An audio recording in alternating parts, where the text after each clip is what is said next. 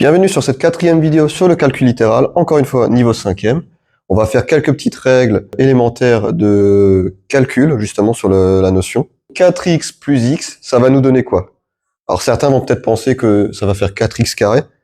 Certains vont avoir un problème parce qu'il n'y a pas de nombre ici devant. En fait, le x ici, on l'a combien de fois? On l'a une fois. Quand il n'y a aucun nombre qui est mentionné devant, c'est comme si on l'avait une fois.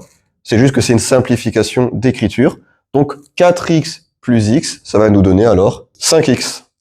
Deuxième question, x fois x, ça va être égal à combien? Donc celui-là, tu dois le connaître, c'est x multiplié par lui-même, donc ça va te donner x au carré. Parfois, les élèves vont se dire que le x, comme on l'a deux fois, ça va être égal à 2x.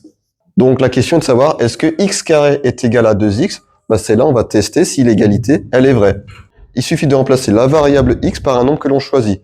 On peut prendre par exemple 7. Donc si je remplace x par 7, ça va me faire 7 au carré. 7 au carré, tu sais que c'est 7 fois 7, ce qui nous donne 49. Or, 2x, si on remplace x par 7, ça va nous faire 2 fois 7. Tu sais qu'il y a un multiplié qui est caché entre le 2 et le x. Pourquoi? Le x là, tu l'as combien de fois? Tu l'as 2 fois.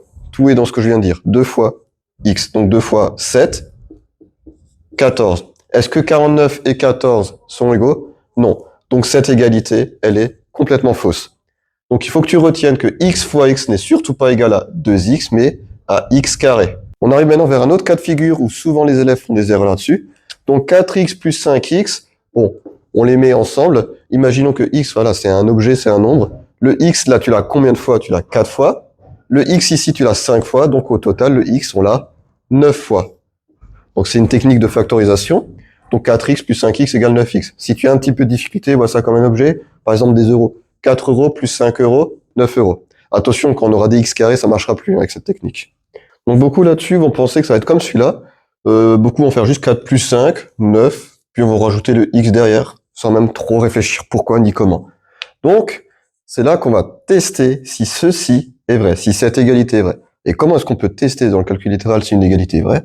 Il suffit de substituer la variable x par une valeur que l'on choisit. Donc, prenons par exemple x égale 2. Est-ce qu'on va écrire 42? Attention, on n'oublie pas qu'entre le x et le 4, le x, on l'a combien de fois? 4 fois. Donc ça va être 4 fois 2 plus 5. Donc là, règle de priorité opératoire que tu avais en début d'année. 4 fois 2, 8. 8 plus 5, 13. On fait pareil à droite. On remplace x par le même nombre, évidemment, pour voir si ça marche. Donc, 9x, ça fait 9 fois 2, qui donne 18. Conclusion, 13 et 18, ce n'est pas égal. Ici, cette égalité est totalement fausse. Donc, très important, quand tu mets ensemble des termes qui dépendent de x et d'autres qui ne dépendent pas de x, on ne peut absolument pas les mettre ensemble, on ne peut rien faire. Quand tu as des nombres qui sont factorisables par la même chose, par x, donc que tu peux mettre ensemble, là ça marche. Donc faire attention, en 5e, tu apprends à regrouper des termes qui vont ensemble. Tout ce qui est x va avec des x, tout ce qui est x carré va avec des x carrés, tout ce qui est des nombres reste avec les nombres.